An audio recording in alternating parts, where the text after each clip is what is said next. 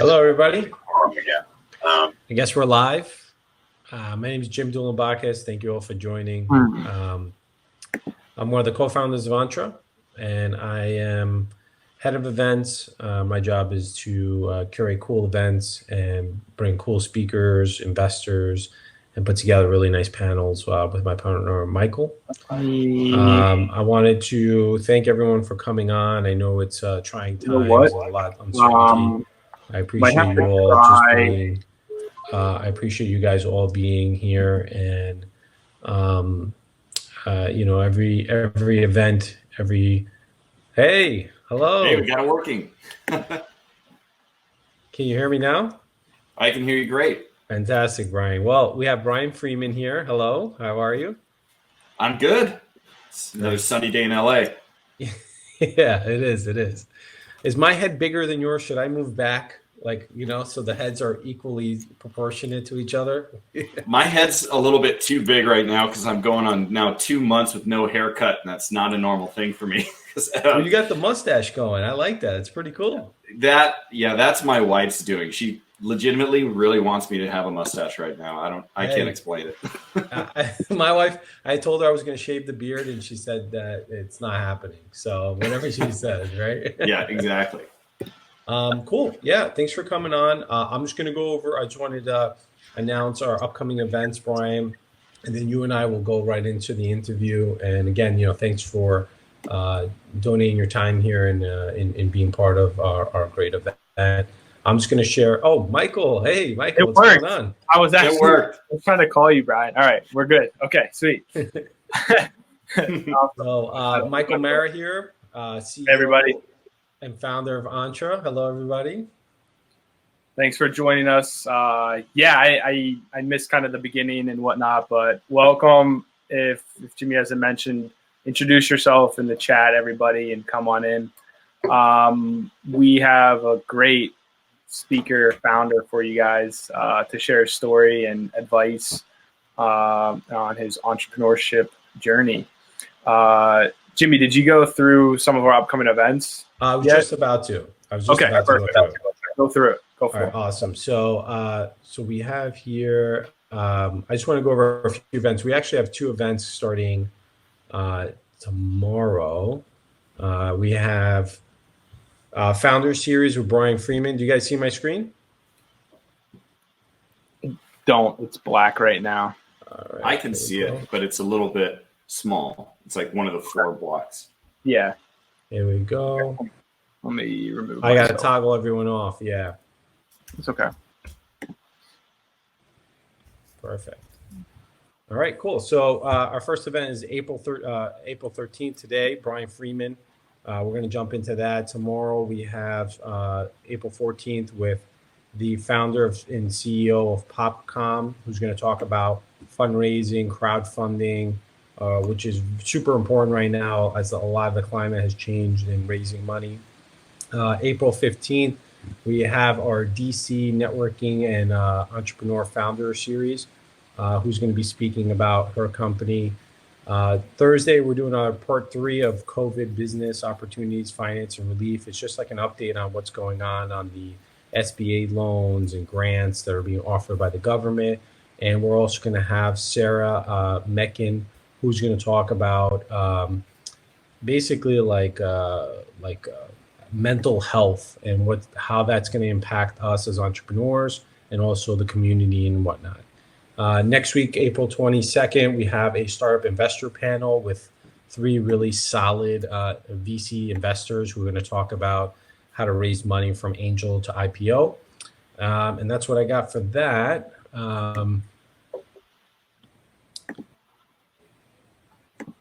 So take a look, go to joinentre.com/events. We'll share that link here which is here on the right in the chat. You can join and just click on it to take a look at our upcoming events. With no further ado, Michael, do you have anything you wanted to say before we jump into the interview?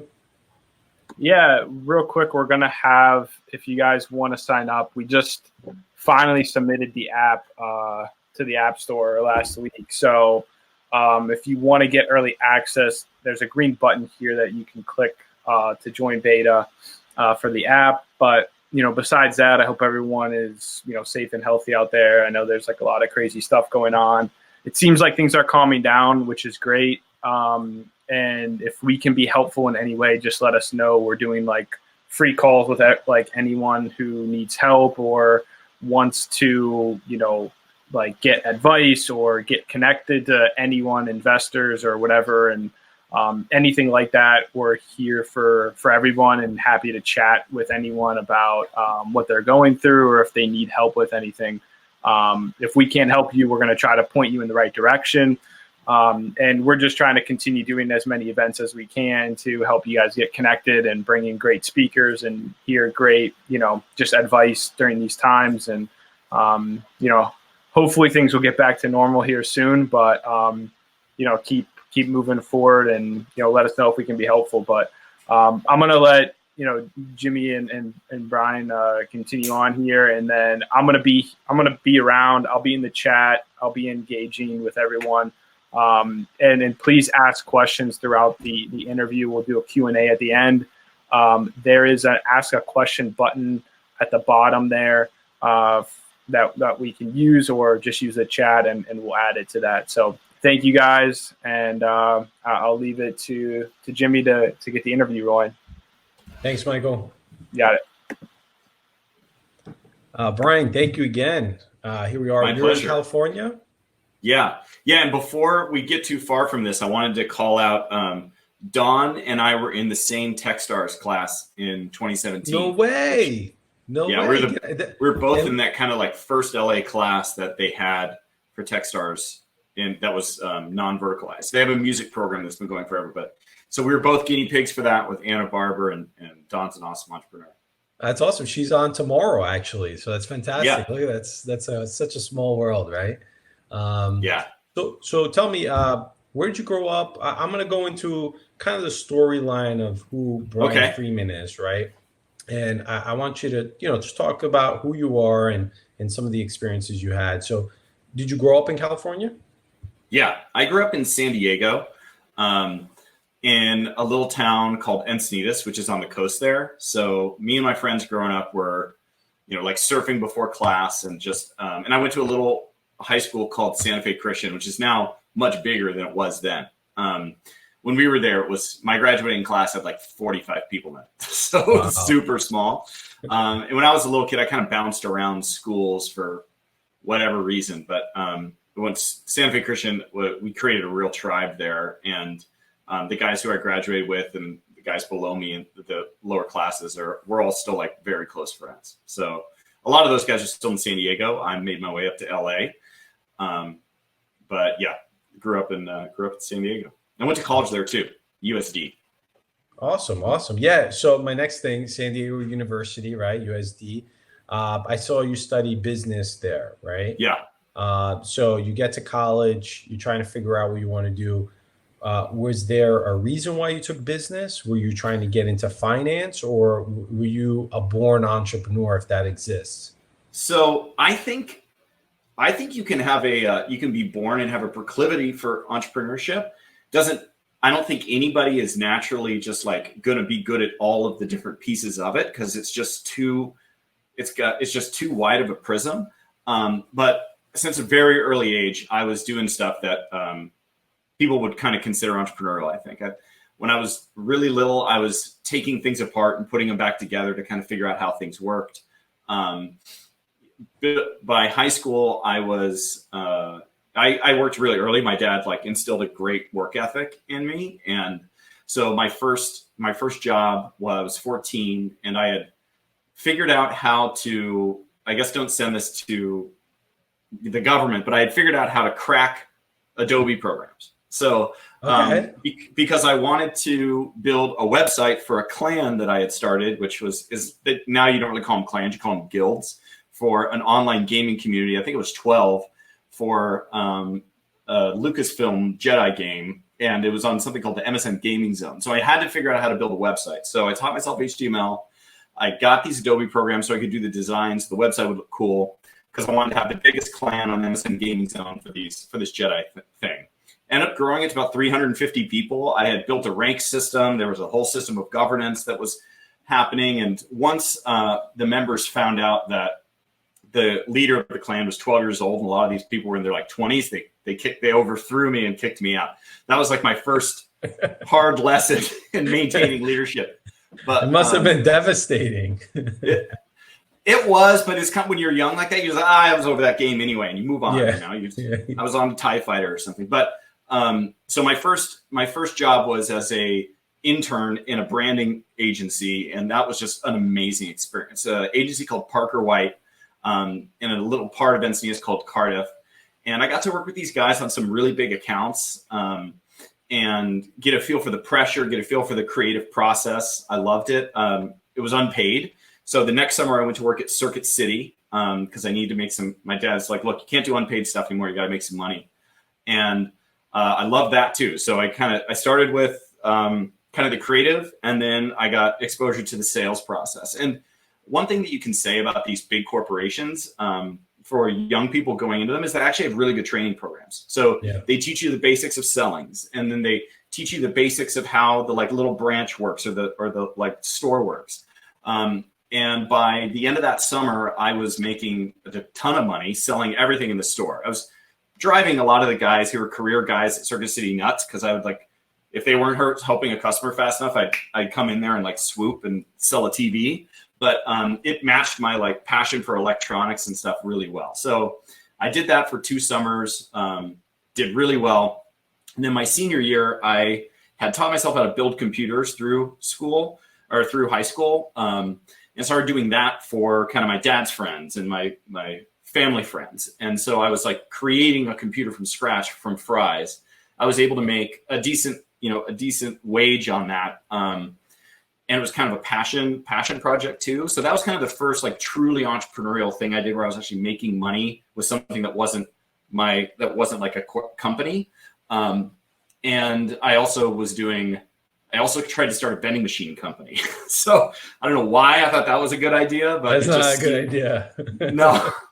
Vending machine is not a good idea.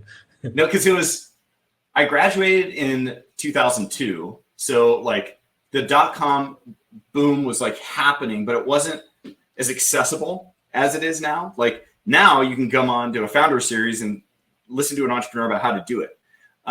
Something that kind of occurred to me later in life was like, I just really didn't have the exposure. Like if I'd grown up in San Francisco, somebody could have said, oh yeah, my dad's in tech. You want to talk to him? You can't do that when you're in San Diego in 2002.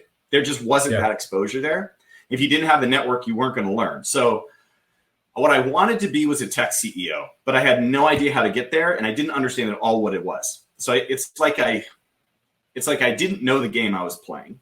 So I was playing the wrong game. And I did the vending machine thing. It kind of worked, kind of didn't work out. Got to school, went to focus on school. I actually started as a political science major because I've always been kind of fascinated by, just the world, and they teach you a ton. And I got through most of that major, and I was pretty frustrated because I had written 355 pages on just 9 units that I was taking. And I went to my counselor and I was like, kind of WTF, like, what is this? Like, is this? And he's like, look, you better get used to writing stuff you don't care about at length if you want to work for the government. And I was like, that's the track here? Like, that's not what am I doing? So, I switched over to business, which matched much more of my personality. It was a ton of fun. They have a great program there.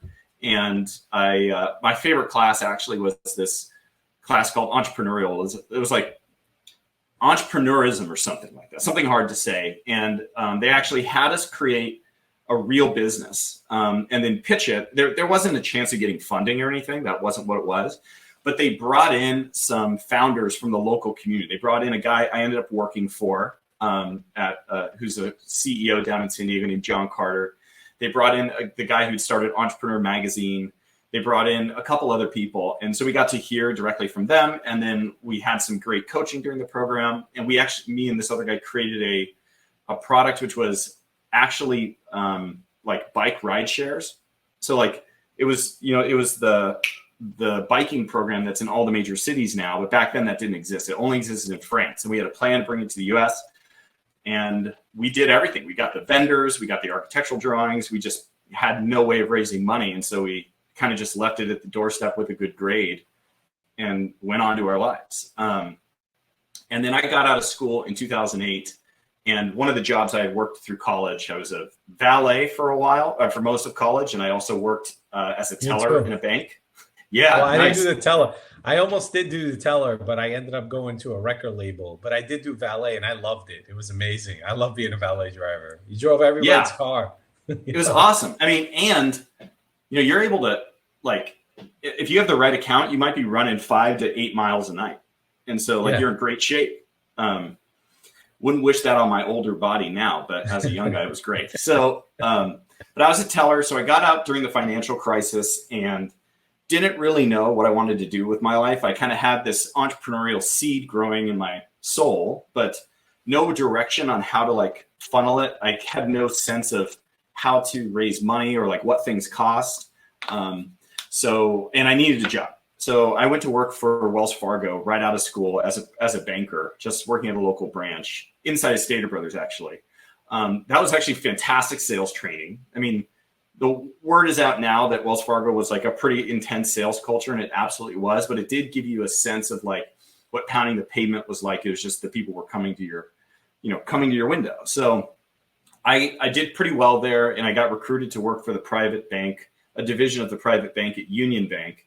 And that's where I got exposed to more we were kind of managing money for very wealthy individuals in San Diego, which oftentimes were entrepreneurs. So I got to sit with these guys. It was a very kind of quiet branch most things happened over the phone or, it's not like these people are always coming into the bank, so you're managing these relationships. So when they would come in, you get to sit and interview them and spend time with them. And that's where I got exposed to more of the kind of some of the secrets of entrepreneurism. I got to teach myself to day trade in some of my downtime. I got to meet some people who would eventually become investors in my first company. And that's where kind of the seed of like, okay, you can do something blossomed. And I went and started, ended up leaving after a couple of years and started a tech startup that was with some friends in Los Angeles, really good guys. Is that Get Me? Yeah, that was Get Me. I have some notes here. I'm going to go over. But before you go into that, hold on. There was on your LinkedIn, it says you were invested in Mobile Pay USA. Yeah. So tell me about that, because that happened before you got into that. So was that during Wells Fargo you invested into? That was Union Bank. Union Bank. Okay, so what was this about? Because it got acquired. I want to hear this story. So it ended up getting acquired much later after I invested, like 3 or 4 years after that. So I don't actually know how that went down, but me and my dad ended up investing, and then some of our family friends ended up investing, and it was a super early mover in the mobile payments business. So they had figured out a way to do a transaction that was still PCI compliant, which is like a rule that you have to be. Now, like you have Square, you have PayPal, or just all these different ways to take payments in retail that mobily, that's super. It's kind of, everybody considers it normal, Apple Pay, all that stuff. Well, back in 2000 and I don't know, when was it showing on LinkedIn? 2009, 2010? I think it's 2010. Yeah. Okay. So 2010, a lot of the safety for transferring data from your phone to like a receptor like that was super easily compromised. So only Europe had adopted this in any kind of wide scale way, in Asia, especially like South Korea, where everything happens there first. And so these guys at Mobile Pay had figured out a way to process things over the internet safely, and the payment happened like lightning quick. It was really cool. So we got really excited about that. It was certainly $1 billion opportunity. It was a great exposure to some people who had raised money before, and that was kind of like another bite of the apple of like, okay, now I have a sense for how this stuff works a little bit better, but I still didn't have a network. So not a meaningful one. So it was good training. Unfortunately, the business kind of ended up kind of semi-dissolving, and then kind of must have got bought back, and then ended up being sold because I didn't get a check. Oh man, that's terrible. It's all right. You learned a lot. It's okay. That's right. You just paying for your education in just a different way. Yeah. So 2011, Get Me.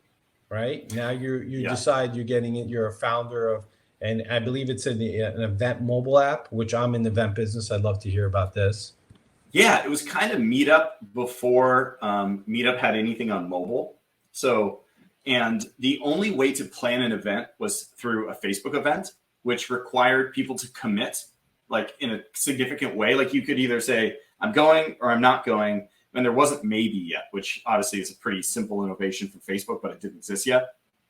So we were trying to find a form factor for giving you and your friends a way to coordinate in a lightweight way, because people don't love to commit too far in advance.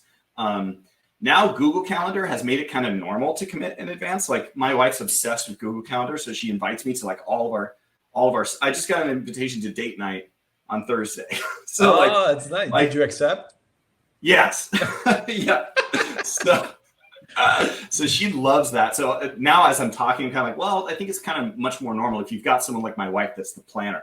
But at the time, we were all young guys, and like guys don't commit to anything. You know, like that's why she sends all those calendar invites, because she knows I'm not going to remember what I planned, or you know, I want to keep my options open. I mean, coronavirus has kind of changed that, but you know, going back in time when there's more friends hang out. So it was this 3-dimensional calendar where you could check into the future. It was a really cool visual thing, but I just had no idea how to raise money. So I was spending a lot of time like kind of making the deck and remaking the deck and trying to look up online what the right deck should look like and kind of inventing business models. I was doing the exact opposite of what I tell people to do now, which is to get out there and get something live and get people responding to it. We were kind of doing it in reverse. Like, oh, you got to raise the money for the idea. And we were looking at, it wasn't that uncommon to raise money before you had something back then for consumer, because like there was Foursquare and there was no Snap yet, but there was Facebook, and like things would kind of get funded and then take off.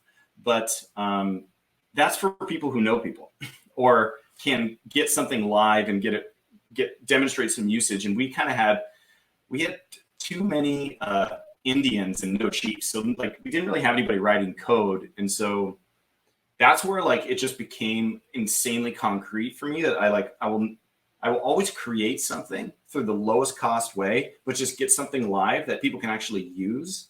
And then go out to raise money. Any other version is a complete waste of time.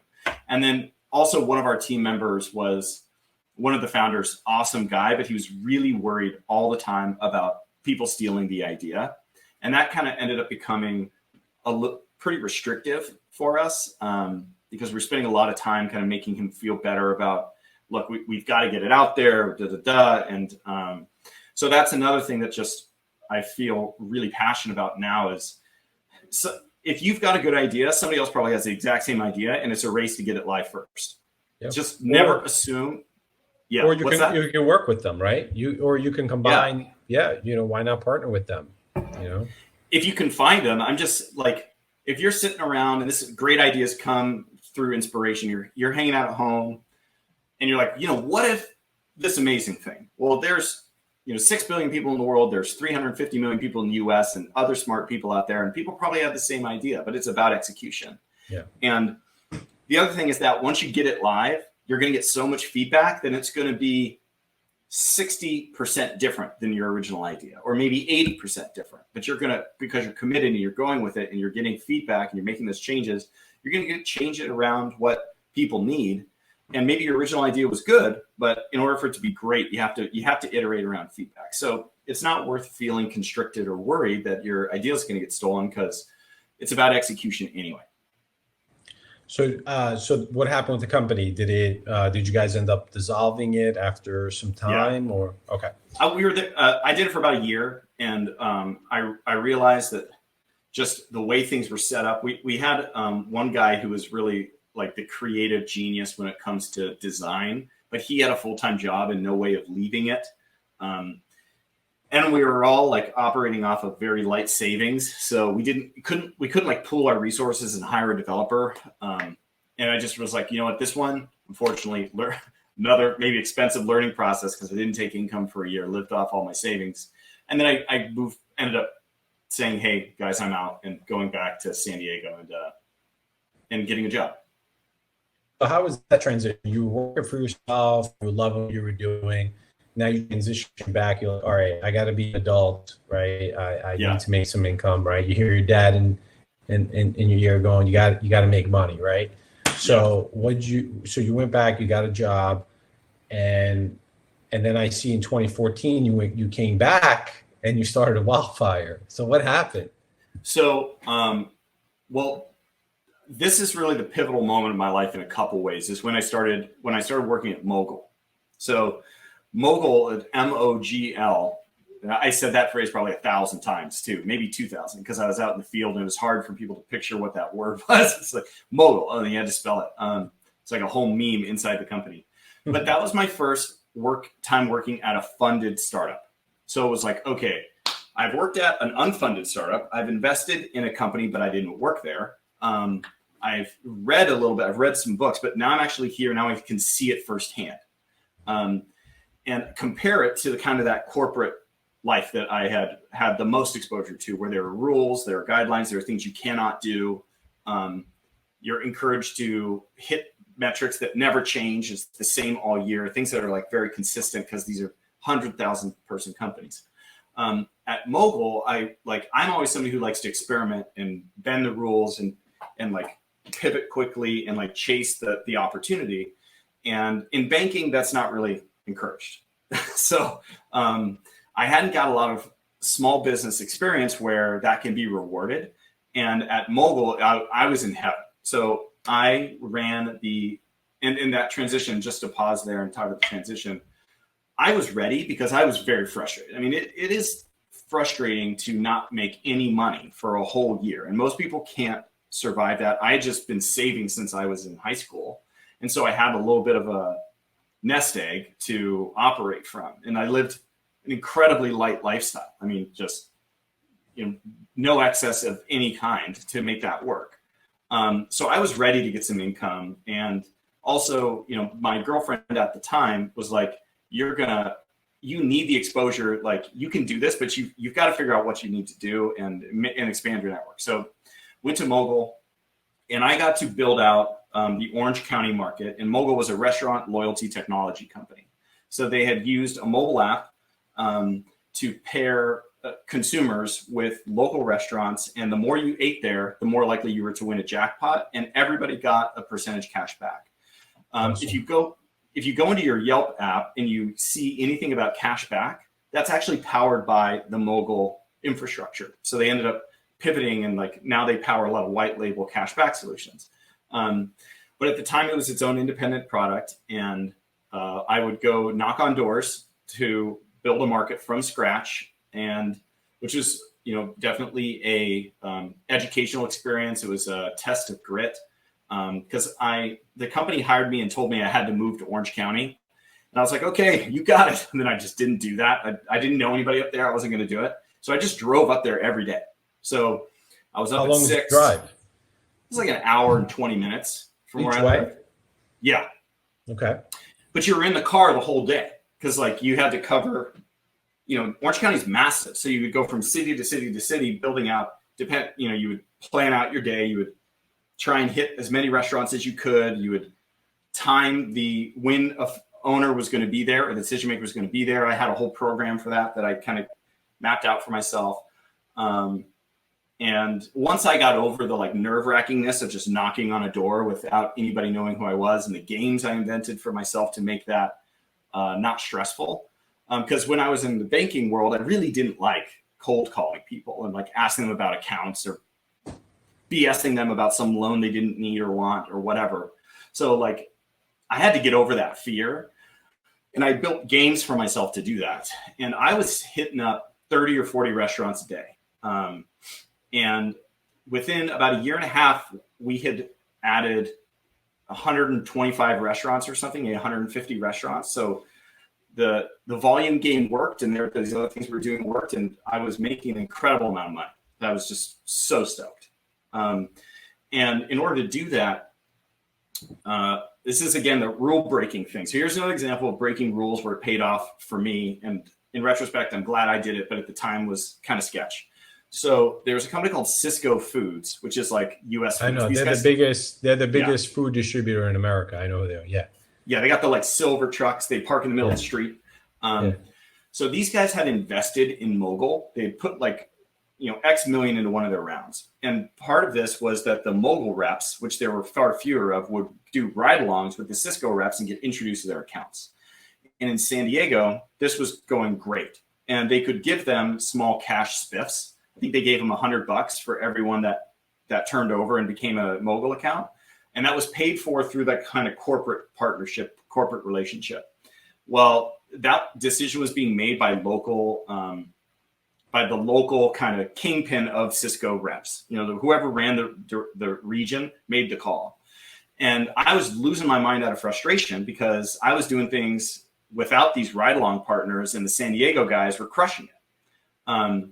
So I said, screw it, and got a hold of one of the reps through, I don't remember how I got a hold of him, probably LinkedIn or something, set up a breakfast, and went there, got as many crisp $100 bills as I felt comfortable pulling out of the bank, and like laid them on the table. And I said, all right, somebody's going home today with $100.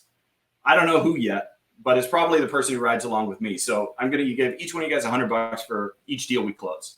Now I had their attention. And then I went through a pitch on Mogul, did like a screen thing, treated them all to breakfast. And now they were pretty stoked. I mean, now they had buy-in. They had somebody who took the time to show them what it was. I was taking the initiative on my own. And my company didn't really know about it, and Cisco didn't really know about it.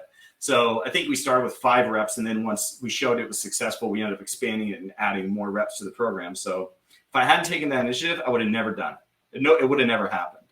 But because we did, and then we did those ride-alongs, and all of a sudden we're adding a bunch of restaurants, San Diego headquarters is like, hey, Brian's crushing it up there with those Cisco guys, and nobody knows who approved it.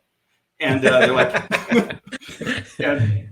wow, this is great. Nobody's going to question it because they're like, somebody must have approved it, right? Yeah. And I'm like, hey, so when can we do a bigger lunch or whatever? And they're like, oh, we'll get that set up. And so, we kind of skirted through the bureaucracy, and it ended up being a great program. So I kind of broke the commission model because I was like the one guy successful with this Orange County thing.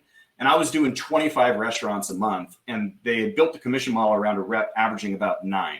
So I was loving it, but I kind of knew that there was only so many restaurants that we could sign up there because we had gone and gotten all of the best ones pretty quick, within a year and a half.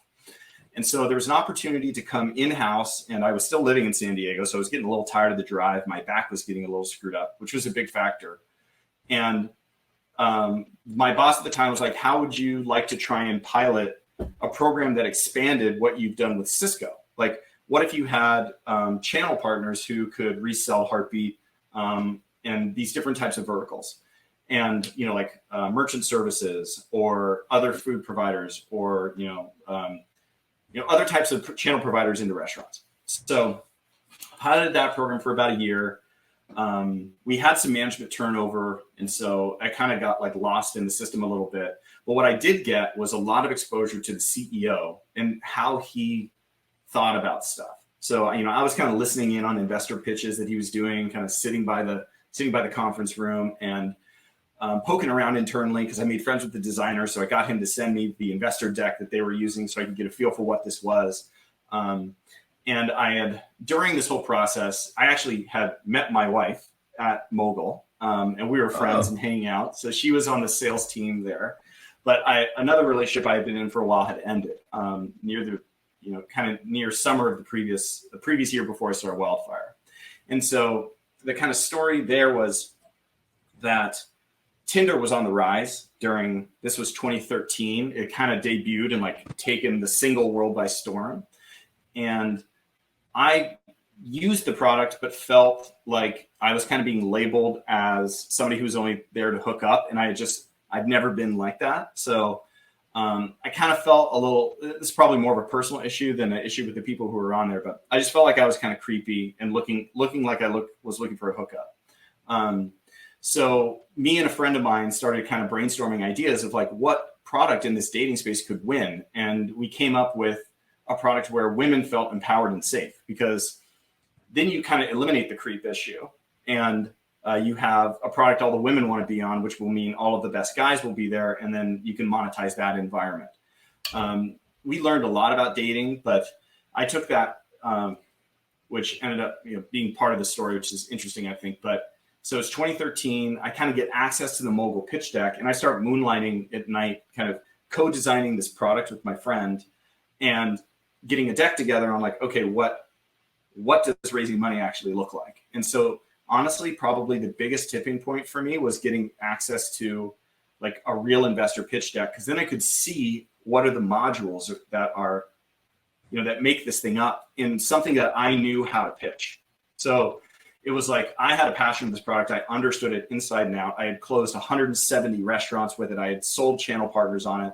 And then looking at the financial investor side and like where you wanted to be simple and where you wanted to go in depth, and like comparing that with a story of like this bigger vision, that's what clicked for me. And I was like, that was when I kind of realized how to do something. Because the Get Me idea wasn't my idea. That was somebody else's idea that I got brought into. Mobile Pay was somebody else's idea that I got brought into. And I had never gone through to actually launching anything that I had thought of myself that was deserving of any kind of funding. So we started working on that. And by November, December, I knew for sure, like we were going to do this, and it was called Wildfire. Like we were going to do a female focused product that was invite only, and it was going to be a winner. So I actually pitched Jason Calacanis. I don't recommend this, but I pitched Jason Calacanis from an electrical closet in the Mogul building. Like, wait, let's hear this story. Wait, you're in a closet and you're on the phone pitching Jason Calacanis. Yeah. Okay. All right. Yeah, so how did that go? I want to hear he didn't invest, but he liked the idea. Okay. Did you tell him you were in the closet? Like maybe like or you were at work pitching? Like, he probably knowing me, I probably did. Oh, actually, here's the thing. He invited us to be at the launch event's demo day and go on stage. So and you did that? No, we backed out right before because we couldn't get the product in a place that was like, it wasn't like one of those things where like, yeah, just show it. And like, it's fine. Like we legitimately couldn't get like the most key function working like the night before, like the 2 or 3 days before. Okay. So, but anyway, so yeah, I got accepted in that launch event inside that little electrical closet. I actually worked a lot in that little electrical closet. It was. So what happened? So what ended up happening with the company? Because I do see you entered Techstars with Dawn in 2016. Yeah. Was that part of Wildfire, or was that separate? No. So and then the Techstars class technically started, I think, in June 2017. But I think we got accepted maybe the end of 2016. But whatever. That's the timeline. So. What happened with Wildfire was if any of you guys know the company Science, they're based in LA, the awesome venture studio, did Dog Vacay, did Dollar Shave Club. Yep. I think Honey came out of Mucker, but they had a couple other really awesome wins, just total grand slams. And Mike Jones, former CEO of MySpace, is the guy there. He's like started it from the ground up, I'm pretty sure. So about midsummer 2014, I left Mogul. We're full bore at Wildfire, and we've got a pretty awesome press snowball going. So we're getting at least one press hit a week, maybe more, and like significant outlets. We started with kind of this guerrilla press strategy, which you can Google. What's the 4-hour work week guy in Blanken? Tim Ferriss. So yeah, Tim Ferriss wrote how to raise $120,000 on Kickstarter in like 7 days or something. And you can Google that, and it's on some ancient history blog that he wrote. But it's the exact program I used to get press in the early days of Wildfire. And it involved building a list of press contacts, hitting them up on multiple locations, so email and Twitter. The way to format the email to make it catchy. I mean, it was a genius, and it worked fantastically. So that summer, we're meeting with Mike Jones because we're thinking like, what if we do the Science thing? And we had a couple meetings with him, and he shared in one of those meetings, the last one we had with him, about how Whitney Wolf had designed the college rollout program for Tinder. And he knew all the Tinder folks because they had done some stuff at Science before they moved over to IAC or the Match Group to build Tinder. And so he's like, this is how Whitney did this, just so you know. And like me and my co-founder left that meeting and we're like, we are for sure doing this college rollout program. And we made a couple tweaks to it, but the general guts of it was how Tinder had grown on these local college campuses. So we designed a college rollout program, which we did, I think we ended up doing 9 times. And so this is where Heartbeat was born out of. So, and we never had very much money, ever. So I think we raised $300,000 in late summer 2014, and it was kind of a rolling close. We had raised $100,000 in the beginning for Wildfire in like January of 2014, after we had started the company already. And that was kind of pulling on those friends and family contacts I had built over time and calling in favors to get that $100,000 together. And I did it at the like worst valuation ever because I had no idea what I was doing. It was $1 million valuation, $120,000. I called it a lightning round because I needed all the money to come in fast. I'm like, I'm doing a lightning round. Let's go. Let's kind of put it in here. And some of these guys were sophisticated and they weren't going to tell me I was doing it at a like ridiculous valuation. But anyway, they're all great guys, so I don't regret it. But so we probably had all of $275,000 in the bank, around end of like when we did our first rollout in 2014, probably September. So it was right after Rush Week, and we started at San Diego State. And the program was you go on campus and you get the sororities involved in a game, and they're competing with each other. And so inside our app, there was a little area you could go in the settings area that if you clicked on it, it would open up a game that we designed. And that game showed the sororities, like the sororities Greek letters and how many invite codes had been redeemed by contacts at that sorority to join the app. And then the thing updated where the people at the top had the most invite codes redeemed and the people at the bottom had the least. So basic leaderboard strategy. And so we went there. We went out. The sororities have this one day a month or something where they all have meetings on the same day, and they're usually like really close in time. They call them like club hours or something like that.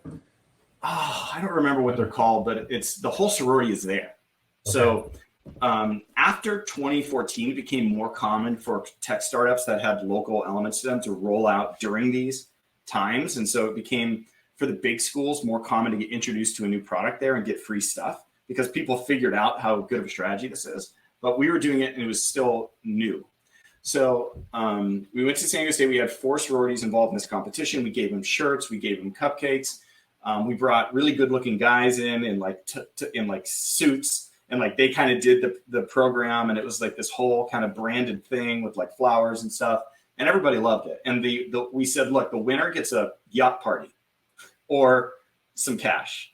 And that just set the room on, every single room on fire. Just like, yacht party, oh my God, this is going to be amazing. And we had like a poster made, which was, Tinder didn't do that. We just thought yacht parties are like the most aspirational thing ever. So we'll just, and we'll figure out how to do the yacht party when they win. Oh, so there was no plans yet for the yacht party? No, of course not. No. I was at full flying by the seat of my pants mode at this point and like loving every minute of it. And it wasn't, I think that was my co-founder's idea and it was a good one. So, so we do the rollout night. It's a blast. It's over in like an hour. It was like a fast paced hour. And then from there we had a text message list. So we embedded a key contact at each sorority. And the reason that this story is interesting, I don't think I've ever gone into this much detail anywhere about it, is just the creativeness and the like usage and like using these kind of like guerrilla tactics can be all you need to get something going and make it really interesting. Right. Yik Yak did something like this before they raised like $60 million. Tinder did this and ended up going viral. So we would embed people at each sorority. They were our key contact. Our one guy who was like our rollout guy who had a full-time job, he was just doing this because he loved it, would text them like when updates and try to coordinate for them. And the girls at Alpha Phi ended up winning the competition. And we had it we figured out, hey, we don't want to do it over a month. We need to do it over 2 weeks because too long loses momentum. So that taught us a lot about momentum and speed. But the women in Alpha Phi went to Instagram and made posts about the campaign. And then we saw once they started doing it, Gamma Phi started doing it. And then Tri-Delt started doing it. And then that's when we started seeing a massive snowball of new accounts. So we're like, oh my God, when they took it outside of the network, right? Yeah. So technically they brought it onto another platform. Even though their network was mostly college students, now you opened it up to a larger network. That's fascinating. I like that. And we were like, oh my God, we're getting 1,000 counts an hour. What the heck's going on here? And we're going on Instagram and looking at our own hashtag, and people are uploading videos of themselves doing stuff. And we're like, it's all coming from Instagram. So the next 8 programs that we did, UCLA, we went up the coast, Chico, the other San Diego schools, each one became how many Instagram posts can we get in a week-long period. And so it started with just these text messages. And then we designed emails that would go out, and we would take the people who had signed up email address and blast it out. And like that. So we had this whole program that was a combination of some online and then a lot of offline work. And the college rollouts were great, but the bummer was at the end of 2014, and this taught me something about competition and about just because you're first to market does not make you the winner. We were the first female-focused app to market. Bumble now owns a multi-billion-dollar category and sponsors the freaking Clippers. So like it's obvious who won, and it's because they came out of the gate with a $20 million marketing budget, the best founder story of all time, rebelling against a Tinder sexual harassment lawsuit, and a brilliant founder. So we were dead men walking by February 2015. And I didn't know it yet. So all of our fundraising opportunities dried up. VCs are like, not only are you a junior entrepreneur who doesn't know anything about dating, but you're up against a company that's funded by the biggest dating conglomerate in Europe, Badoo, with the best founder story ever. Like you are not going to win this. This is a category play and you lost. And so by kind of summer 2015, the gig was up. We had run out of capital. We had already had been taking kind of 25% normal salaries type thing for now almost a year, 2 years. And financially, I was kind of at my wit's end. And the company was literally negative in the bank account. So we had some decisions to make, and I was able to rustle up I took our last $10,000, and the other founders ended up leaving at this point, but I had 10 grand left. And nobody was really using the app anymore because we weren't able to keep up with the demand. And then, so that meant they churned out. And they moved on to other products. I mean, people still were curious about it, but it wasn't doing what it needed to do. So I took that last money and I invested it into a commercial, which sounded so crazy. Okay. So I was so frustrated. I was like, I used to be a cyclist a lot in San Diego, which is like the best place to be a cyclist. And I was on a ride one day, just on the verge of frustration and tears and okay, how do we get through this? What can we do to drive interest again? Which is an interesting place to be. So when you're in extreme desperation of rock bottom, sometimes inspiration will come to you if you'll let it, because you've got nothing left to lose. And so I was like, well, people don't believe this app works well. And what if there was a Snapchat of dating? Snapchat's on the rise. Young people love it. Video is notably absent from Tinder and Bumble or any other dating platform. Now it's not, but it was then. What if we built kind of a social dating product and called it Heartbeat? I don't know where the name Heartbeat came from, but it hit me like a bolt of lightning on that bike ride. And I pulled over and put a bunch of notes into my phone, and that re-energized me, which I think is kind of what, the business itself needed, was one of the founders, the CEO, to gain momentum again back in the business, to stick it out. Otherwise it was over. And I took that 10 grand and invested it into making a commercial about this new app, Heartbeat, which was just purely fabricated from my mind and making it look real. And I designed a Squarespace page that like matched this commercial visually and like talked about this amazing new world of Heartbeat that was coming soon. We were writing zero code on it. We had not a lot of internal investor buy-in, but I was able to get some press on it. So I built a deck around it. I built a press kit. The brand itself was really snazzy. And all of that got us to have one of our board members, now another biggest shareholders, to put in 120 grand, which that might've been 120 million as far as we're concerned at the time. Right. And it was, okay, like, let's see if you can get this app live. Well, we totally underestimated the amount of build that we were going to need to do to get this thing live, because it had video and it had these other components that were more expensive. So by November, we were really limited on cash again, like $10,000 or $12,000. But I had taken that offline college program and turned it into an ambassador program for this Heartbeat app that was kind of controlled by an email drip that I had created in MailChimp. So because we were a dating product, we needed to know some things about the people who were signing up. We needed to know their age. We needed to know some basic attributes about them. We need to know what they were into, interests. And then because we knew Instagram was key, we asked them about their Instagram account and how many followers they had. So because the press generated traffic to that page, we had somewhere around 3,500 to 4,000 people who had signed up to be brand ambassadors for this app that didn't exist and never would. And one of the things, there's two key things there. And Heartbeat now does surveys, and we do that to build bigger profiles for our users so we can better target things. And what clicked for me was that when you're pairing, and surveys came out of this later, but we put a little box in there that said, tell us why you want to be a brand ambassador. And these people were writing long stories, like about their lives, about how it's amazing that a brand cares enough to ask questions, that they're just so happy to have the opportunity to build their resume, that like it's so exciting to get paid for doing something on Instagram that they would have done anyway. So there's this passionate response to this opportunity to get paid to post on Instagram. And so I thought it was cool, but I didn't really know what to do with it. And then around November, if things were getting pretty rough, I'd actually raised money for another CPG company. I was a CBD brand. And I called my friend to try and get her to rep it.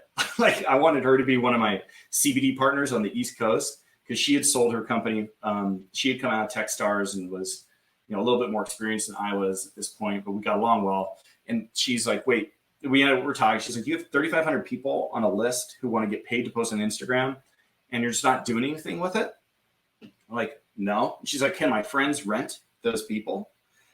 And will they post for their brands? And I'm like, I have no idea, but let's see. Like, go for it. And so she did a post in Techstars that night. And by the next day, I had at least 10 brands who wanted to talk.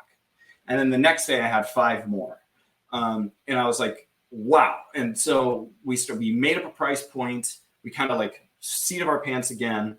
I'm on the phone with them and we close a deal. And it's for $5,000.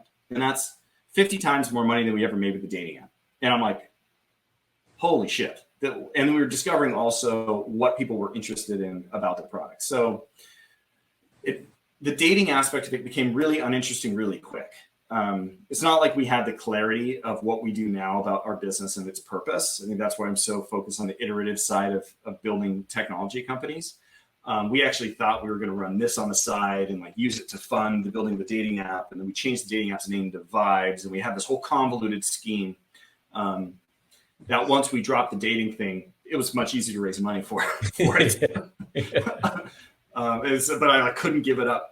But we started closing deals and doing this by hand. I mean, I was using Google Sheets and monitoring these people and negotiating rates and all this stuff. And then we just started looking at automation. So what can we make? How do we make this more efficient? How do we do this at better scale? How do we think through using product thinking, which was coming from Wildfire, to this idea of having essentially influencers create content? And we were coming in the total opposite direction from influencer marketing. So influencers were controlled by former media executives in Los Angeles. So like LA is the epicenter of influencer. most people who'd started influencer companies were from the entertainment or media landscape, and they like saw it. And so they kind of were applying some technology to it, but it was mostly agency thinking, which is fine. It just wasn't as efficient. And we were approaching it from a completely different direction. It was just all about scale. It wasn't almost no white glove element to it. It was email automation and things like that. And so we were able to build a name for ourselves pretty quickly because we could deliver 300 pieces of content in the time it would take a company making much more money than us locally to do 3 pieces of content, if not even faster than that. So the market kind of started picking up around us, and and then that's when we started our heartbeat journey in early 2016. Fantastic.